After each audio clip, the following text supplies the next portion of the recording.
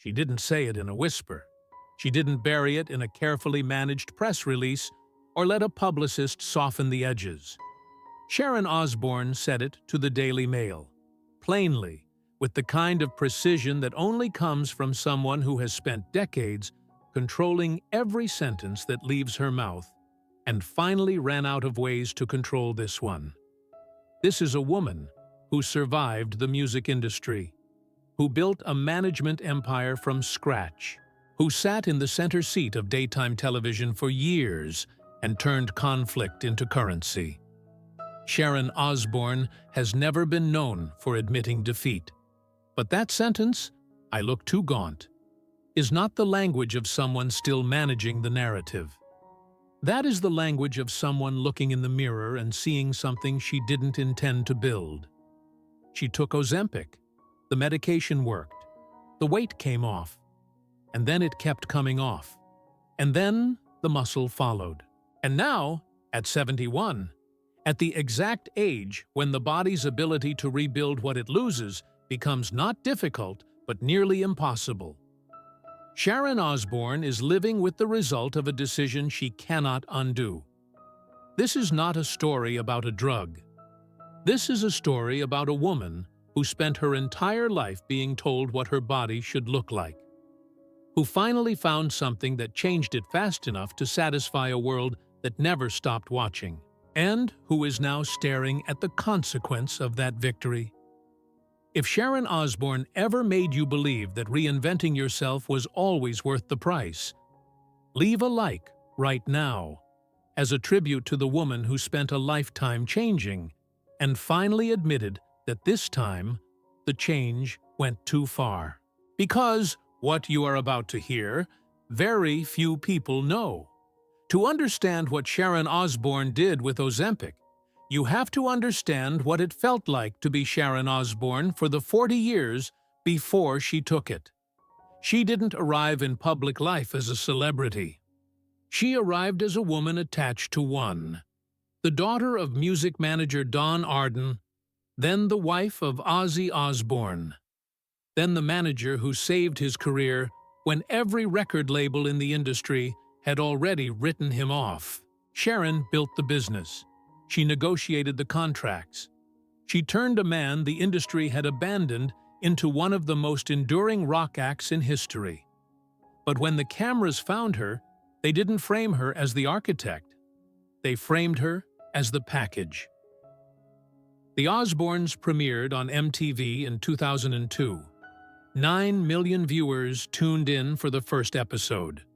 By the second season, it was the highest-rated show in the network's history. For 4 years, the Osbourne house was one of the most watched addresses in America. And Sharon was in the middle of all of it. Loud, funny, unfiltered, completely exposed. And the commentary that followed was relentless. Her weight fluctuated publicly. Every change was photographed, catalogued, discussed. She underwent a gastric band procedure in 1999 and talked about it openly, which was unusual for that era, when celebrity bodies were expected to transform without explanation. She had the band removed years later. She had additional surgeries. Each one was news. Each one was an invitation for a fresh round of analysis from people who had never met her. She joined The Talk in 2010 as a co-host and spent over a decade in that chair, on camera, 5 days a week, in high definition. The scrutiny didn't decrease with age. If anything, it intensified. The entertainment industry has a specific and well-documented relationship with women's bodies after 50. It does not grow more forgiving. Sharon Osbourne understood this. She understood it the way you understand something that has been true your entire adult life. Not as a revelation, but as weather. Constant. Adjustable for, but never escapable. This is the context. Not an excuse. Not a diagnosis. Just the environment in which a 71-year-old woman made the decision to try a medication that the entire culture, celebrities, influencers, morning show hosts, was suddenly treating as a transformation shortcut. She had spent decades being told her body was a public matter. She had tried surgeries, procedures, diets. She had done everything that was available, and the conversation had never once gone quiet. And then Ozempic appeared. And it worked faster than anything she had ever tried before. The founding wound here is not vanity. It is exhaustion. A woman worn down by 40 years of public judgment deciding, one more time, to give the world what it seemed to be asking for. She would get exactly that, and then something else entirely. Sharon Osbourne did not hide the fact that she used Ozempic. That matters. In an industry where cosmetic procedures are performed quietly and denied loudly, where weight loss is attributed to discipline and hydration and morning walks, Sharon named the medication. She confirmed the use. She described the results. That transparency is not incidental to this story. It is central to it. Because when Sharon Osbourne talks about her body, she has always been doing something most women in her position never do. She has been telling the truth in public about a conversation that the industry typically conducts in private. The gastric band in 1999, when gastric bands were still something celebrities whispered about. The surgeries she acknowledged on camera. And now this, a drug that more than 40% of Americans, according to various health surveys in recent years, say they either know someone taking or have considered taking themselves. She was not ahead of the curve. She was in the middle of it. But what happened to Sharon Osbourne was not what the marketing materials described. The medication worked. That is the first thing to understand. It worked precisely as it was designed to work. It suppressed appetite. It accelerated weight loss. It delivered the kind of rapid, visible change that decades of other interventions had not. And then it kept working. Sharon lost more weight than she intended. The number she has not specified publicly, but the result she has described with clinical precision. She looked too gaunt. The word she chose, gaunt, is not an aesthetic complaint. It is a medical observation. Gaunt means the fat that cushions the face, that gives the hands their shape, that sits beneath the skin and signals health, is gone. Not reduced. Gone. But fat was not all that went. Muscle followed. This is one of the least discussed side effects of rapid weight loss at any age, and one of the most significant consequences at advanced age. The body under caloric restriction does not selectively burn fat. It burns what is available. And muscle, particularly in women past 60, particularly in the absence of high-resistance exercise during the loss period, does not return on request. The medical term is sarcopenia, age-related muscle loss that accelerates after 60 and becomes dramatically harder to reverse after 70. When you combine the natural trajectory of sarcopenia with the accelerated muscle loss that can accompany rapid pharmaceutical weight reduction, you arrive at exactly the situation Sharon Osbourne described to the Daily Mail. She cannot get the muscle back.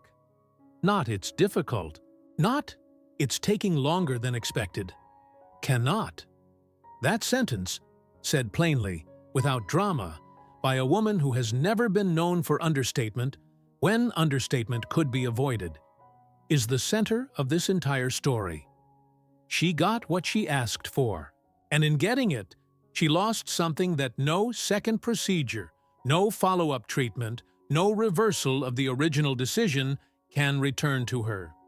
The Daily Mail interview did not make headlines because Sharon Osbourne expressed mild regret about a weight loss decision. It made headlines because of the specificity of what she said, and because of who was saying it. Sharon Osbourne does not do public vulnerability as performance. She does not release carefully worded statements expressing that she wishes she had done things differently in the language of publicists and liability management. When Sharon Osbourne says something, she says it the way she has always said things, directly, with enough detail to make it impossible to misread. I lost too much weight. I look too gaunt. At 71, I can't get the muscle back. 3 sentences. No hedging, no redirection toward broader commentary about pharmaceutical culture or the beauty industry's unrealistic standards. Just the simple, devastating account of a woman who made a decision, saw the result, and is now living inside a consequence she did not choose and cannot reverse. What makes this confession remarkable is not the admission itself. People admit to mistakes. What makes it remarkable is the texture of the loss she is describing. She is not saying she regrets the number on a scale. She is saying she regrets what the number cost her. The muscle that structured her body. The physical resilience that she will need more, not less, as she moves through her 70s. The capacity to recover from illness, from injury, from the ordinary demands of aging that diminishes in direct proportion to the muscle mass that supports it. At 71, the body does not give second chances the way it did at 40, or 50, or even 65. Sharon Osbourne spent her career making decisions and finding ways to recover from the ones that didn't land. She is one of the most resilient public figures of the last 3 decades by any honest measure. She has survived industry collapse, personal betrayal, a public firing, a cancer diagnosis, and 40 years of continuous scrutiny that would have ended most careers before they reached their peak. And this, a medication she took voluntarily, in pursuit of something the world had been asking her to pursue for decades, is the decision she is describing as the one she cannot recover from. That is not a small thing. That is the whole story. There is a version of this story that ends with a lesson about Ozempic, a warning about pharmaceutical shortcuts, a commentary on the beauty industry and the impossible standards it imposes on women as they age. That version is easy to write and easy to share. This is not that version. Because Sharon Osbourne's story does not resolve into a lesson. It resolves into an image. A woman standing in front of a mirror at 71. Not the Sharon Osbourne of the Osbournes, performing chaos for 9 million viewers. Not the co-host of The Talk, measured and sharp in her center chair. Not the manager, not the mogul, not the personality who turned every public appearance into a controlled demonstration of exactly how much she could handle. Just a woman who spent 4 decades being told, by cameras, by tabloids, by the specific and relentless machinery of entertainment, that her body was a public matter requiring constant adjustment. Who tried surgeries and procedures and everything that was available. Who finally found something that worked fast enough to satisfy a world that had never once stopped watching. And who got exactly what that world seemed to want, and lost something in the getting that she cannot recover. This is the inversion the story was always building toward. The decades of pressure were not asking Sharon Osbourne to be healthy. They were asking her to be smaller. She spent 40 years resisting, adjusting, trying. And the one time she succeeded completely, the success cost her something that no amount of effort at 71 can rebuild. The world got the body it was asking for. Sharon Osbourne got the mirror. She is not asking for sympathy. That much is clear from the way she said what she said. Plainly, without performance, without the soft language of someone seeking comfort. She stated a fact. The fact is hard, and she is living inside it. There is no reconstruction at the end of this particular fall. There is only a woman who knows exactly what she lost, who lost it in the act of giving the world what it always wanted from her, and who is honest enough to say so out loud.